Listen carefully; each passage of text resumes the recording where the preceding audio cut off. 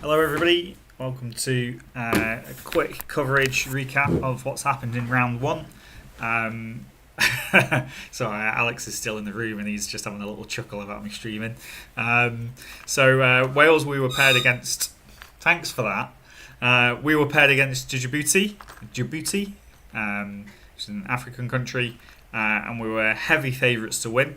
We've got I am Jose on board 1, Greg Toshchek and FM on board 2, myself FM on board 3, and Alex Bullen, Candidate Master, on board 4. Dan Kozizek was rested today, and our opponents were rated. I think their top board was something like 1900. The next two down were 1700s, and then they didn't have a rating on the bottom board. So on paper, it looked like it was going to be a very easy win for us. However, if you play through the games, you'll realise very quickly that it was not easy at all. I thought my game was easy, but actually realised afterwards and been told by many people that it was not easy at all, and I'll show you where that was. So I'll have a quick recap of my game because it's quite quick. But then if you want to play through the rest of the games, I'm using live chess here. You just need to go on broadcasts. Our board was quite low, so I think we're on board like 78 or something like that. So you need to click on the specific board to get our games up. And then also at the very end, I'll have a little look at the just the women's results as well. So I was against Hamid Ali Dima, 1761.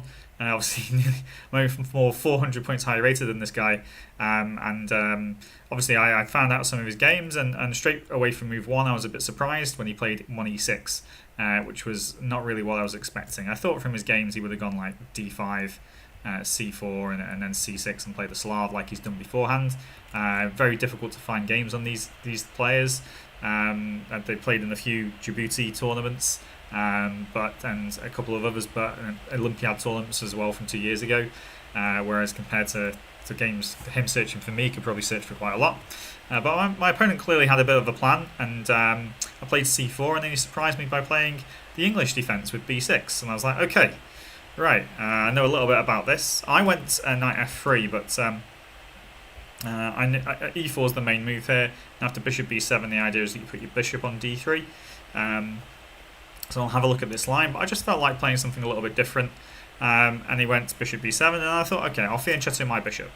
And then he surprised me again by playing g6. And I was like, hang on a minute, what is going on here? I knew that he did do some kind of silly stuff. And then, not silly, that's maybe the wrong word, but kind of like... He's played games before where he's gone like d6 and g6 and like knight d7, this kind of setup. So actually it's... I thought I was expecting something, as an option that could be like that. So after g6 with bishop g2, and I really quite liked the fact that I'm going to get some tactics on this bishop that I was looking out for, and if I move the knight at some point, it can be very sneaky and quite dangerous. So I was quite happy to get this set up, and then he's just played g6, which you would think would be followed by bishop g7, and then he goes d6. I'm like, what is going on here? What is this guy's plan? I had no idea what he was playing or where he was going to put his pieces, and clearly he's just happy to give me the centre, and then he's going to attack it later on at a different time.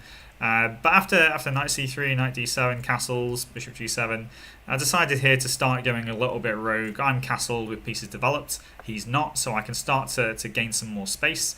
And one of the kind of moves that I thought was coming, I thought he would go e5 at some point eventually, in response to that move, at some point I'm probably going to advance my pawn to d5, which would give this knight this c5 square. And I don't want to play b4 straight away because then he responds with a5, and I can't play a3 because he just takes it and my rook is on pre on a1. So I decided to play rook b1. I thought that was a useful move, getting it off the long diagonal of the bishop. It can't really be a terrible move, and just kind of seeing what my opponent's going to do. He's got a decision with this knight. Is he going to e7? Is he going to f6? Is he going to play e5? Is he going to play c5? Is he going to try f5? But for example, f5 just loses straight away because of this tactic that we talked about. The bishop's attacking this bishop down here, and when he takes, we don't take back. We take the pawn on e6, attacking his queen, and then we take the bishop on g7 check, and then recapture the bishop on g2, and we just want a pawn and we'll go on to win the game. So things like this were in the air already, trying to make it difficult for him to make any moves. He goes 97, I take this centre, and then he goes h6 here, and I was like, what is going on? He just does not want to castle kingside, does he? And he doesn't want to give me a target, he wants to remain kind of fluid. And this is kind of just his style, I'm guessing, that he wants to play in this way. Yeah, I mean, it's a bit of an unusual way of playing it. And after bishop e3, he goes a6, and I think, okay, let's just do the simple stuff right. And then maybe this is a move that I kind of regret a little bit, but I usually want this knight to come back to d2, and then to play maybe something like f4 and just put all the pawns in the centre. Is maybe one way of playing it. Maybe d4 is a little weak when you do that as well. But I thought, okay, just play queen d2 and just stop him castling, because I've got too much on this pawn. So we can't castle kingside now. And really, this puts the ball back into his court. What are you going to do? Because if you can't play, you can't castle because of this, you're going to have to do something like c5 in order to gain some space, or commit with e5. So he's going to have to make a decision. And he ended up playing g5. And I was like loving it, because I could go h4, he goes g4, I come back. He very quickly played h5, and then I play f3, and I'm just like, great, his king's still in the centre. I'm attacking these pawns, we're opening up the f-file, and I'm going to checkmate him down the f-file. This will be nice and easy. Little did I know, and I am winning here, apparently the computer says. He plays f5, and apparently it's +3 to me. So maybe I've made some mistakes here.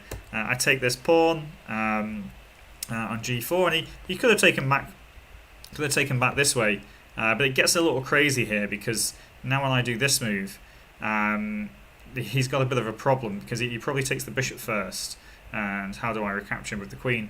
And when he takes here, I could maybe just take this pawn if I wanted. And even though it opens up the file against my king, the problem is his king's not safe yet, and maybe with a little care at this point, I think the extra pawn would be quite good. And if he has to take with the pawn, then he's just opened up the e-file.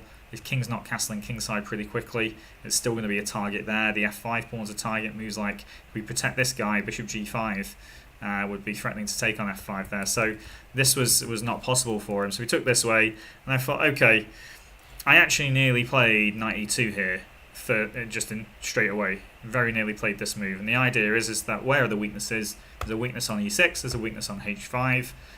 There's probably, if we can get a queen into g6, okay, this knight's currently on that square, then yeah, we'd be laughing. So where does this knight want to be? He wants to be on f4. Of course, our knight on h2 is kind of not really in the ideal spot, but if we take on h5, then it's going to take on g4.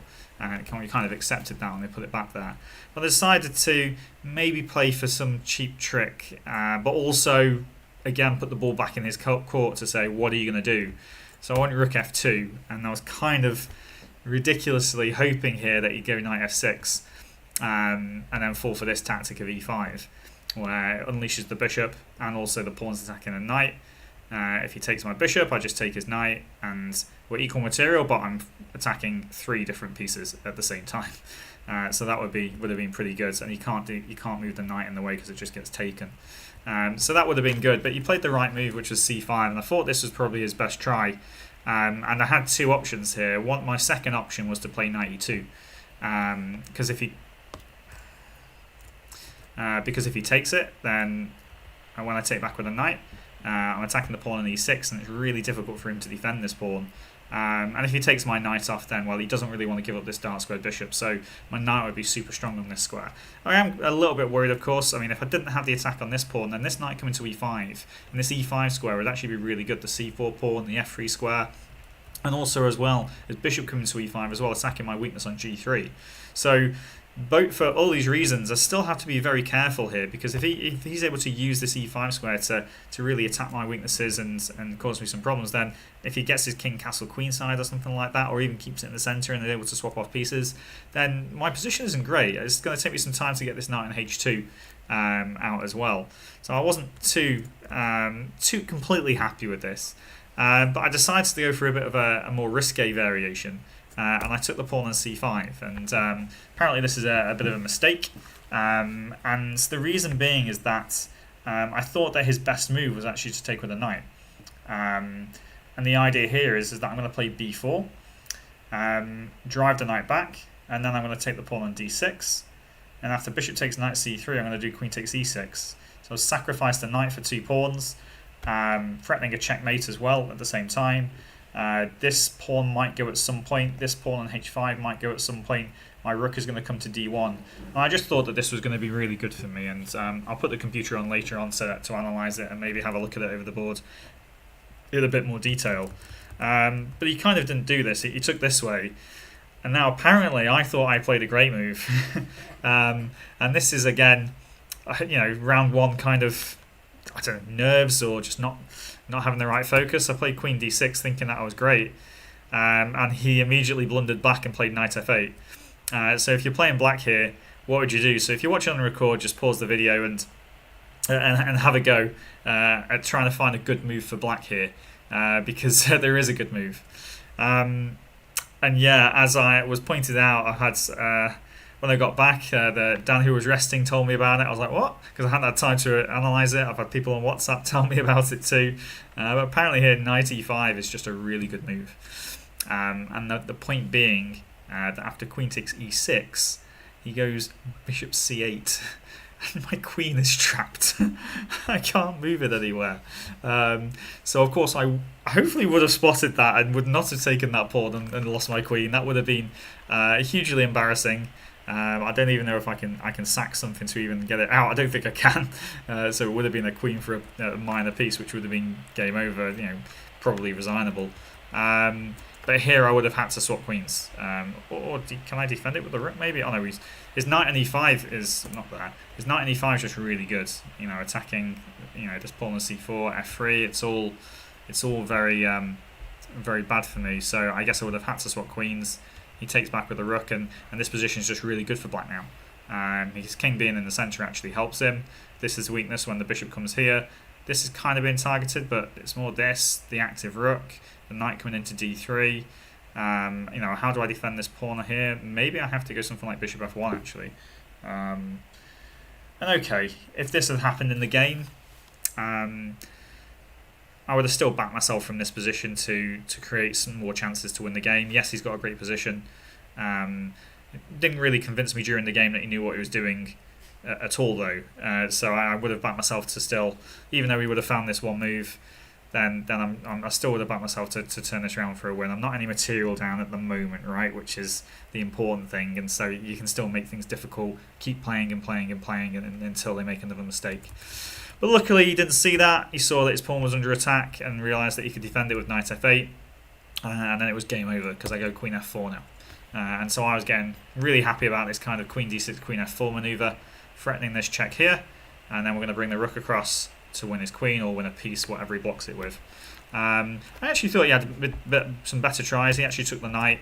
I actually thought maybe bishop d4 was a bit of a better try. It all just loses, I'm afraid, for multiple reasons. He took the knight, I took back, and the funny thing is he can't go rook h7 to stop queen f7 check because I just take the knight on f8, which is quite nice. But yeah, he played knight f5 to give a piece away, and so I took it. He went here, and he was attacking my rook. I just took this one. It doesn't really matter. And rook f1, and then queen takes f5. And here I could have easily swapped queens and taken the rook and been 2 pieces up. But I saw that I had slightly better and went queen d6, and it's very close to a mating net that he's actually in, and he has to give up his pieces here, and he finally resigned after I took this rook as well, while also still pinning his queen to his king. So yeah, not the smoothest of wins, I'm afraid. There was one mistake, but I'll have another look at it later on and see where I can improve. But maybe used a bit too much time early on as well, just deciding what to do. So I'll make sure to correct that in future games. Story of the round though was that actually this Djibouti team, actually full credit to them, they are actually playing some really good chess. Jose did win on board 1. But if we look, for example, if I just click on a random position, maybe somewhere like here on move 17, Jose's white here. He's definitely not. In fact, black's even slightly better here at this point. Okay, he starts to maybe err a little bit by swapping off, but Jose's position, he had a tough game here against an 1870, which you wouldn't expect, but they played some good chess, to be fair to them. And okay, Jose prevailed on this one in the end. On board 2, just click on that. Greg managed to get down to a queen ending, and then manage to salvage a draw. I'm pretty sure he'll be a bit unhappy that he drew, but also very happy that he didn't lose as well. So this game really could have gone for them. So here Greg was playing with the black pieces. So you've just seen the two white games, me and Jose. Greg had black here, so I don't know if I go down here somewhere. Queen takes a7 is 1.2. I don't know, somewhere around this area maybe, king b8. So white's +2 here at this point, and then even further on down. Let's go to this point here. Okay, +5 at this point, which is really quite strange. Why did he not defend this pawn? Why did black not? So why did white not just go like something like this or something, or this to defend this pawn on b6? He played h3 for some reason. I've got no idea why he's done that. Why would you let this pawn get taken? I don't get it. Why does he let this? What? I mean, he's got 12 minutes on his clock. I don't understand that.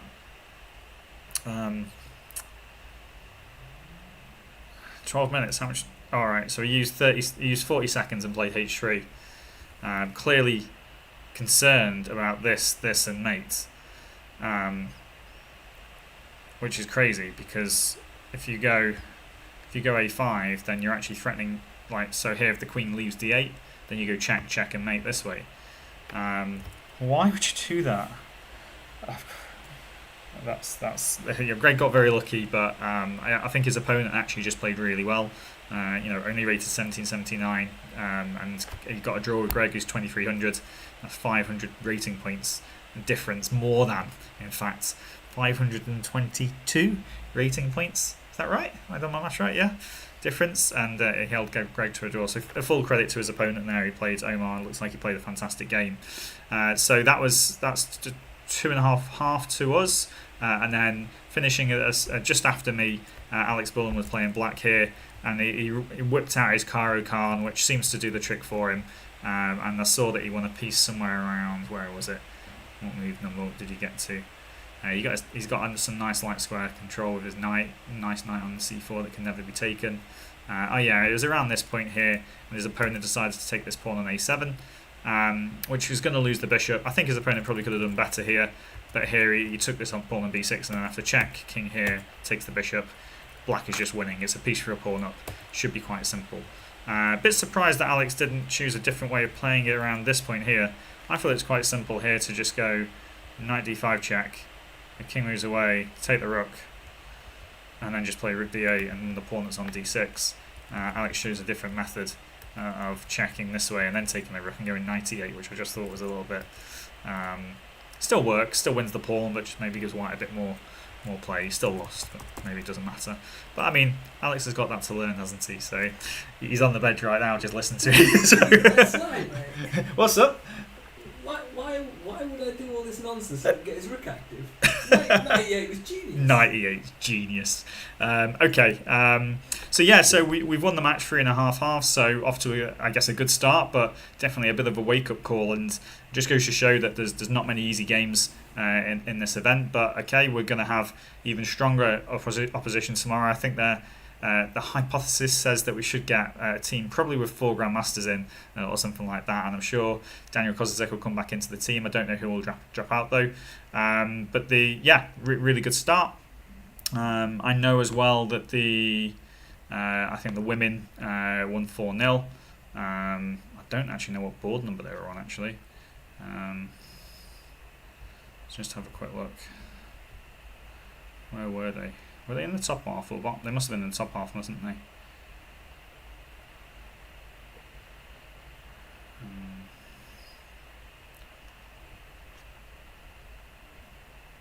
Teams.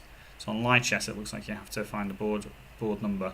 So one of the things that's best, so they played St. Vincent and the Grenadines, and they won all 4 games. So Olivia, Linda, and Kim have played in the Olympiad before, won their games, and Emma played her first game in the Olympiad and got a win. I think she told me something like she won a queen on move 7 or something like that. So I'm not going to play through the games because I'll let you do that. So on live chess they were on that. So if you go on to chess results when you see our pairings and look at what board number we're on, I think that's pretty important, because then if you're looking on live chess, it looks like they've separated out all the games based on board number, so then you can get to us a bit quicker. We should be in the top half. We will be in the top half for tomorrow, so it'll be a higher board number. It's not going to stay the same, but we're looking for an upset, or to cause an upset, and we're really happy at the moment, obviously, with the win. I haven't spoken to Greg yet, so we'll see how that goes. Really happy. Thanks very much for watching, everybody, and I hope you've enjoyed playing through the games and watching them live. And that's round 1 done.